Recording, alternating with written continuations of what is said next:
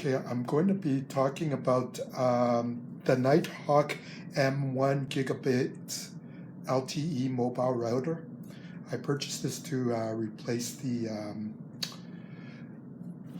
other router the other mobile hotspot that I have because of certain issues. This is an unboxing video. I'll be doing an in-depth review of it in my later video. Just open up the box.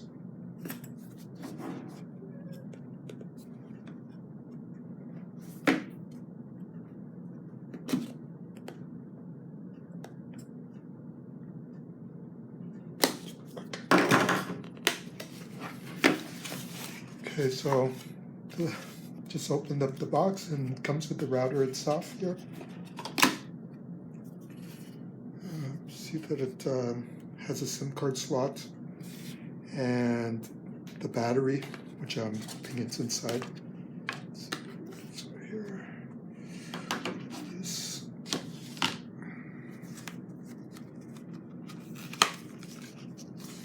some instruction manuals.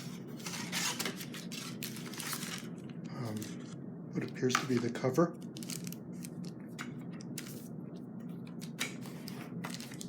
The battery.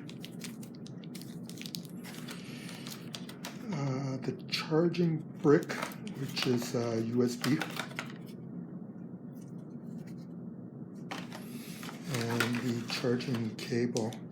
This cable is USB to USB-C. So I'm pretty sure this won't work, but I'll be charging this up and I'll be doing a review next week of what my thoughts are on it. But supposedly this can also charge cell phones. Has a Ethernet port.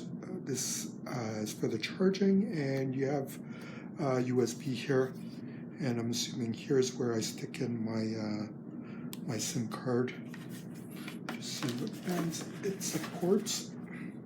So according to the technical specifications, this will support 3G as well as LTE, and the bands or the frequencies are listed. 3G, the model that I have here supports 850, 1900, and 2100.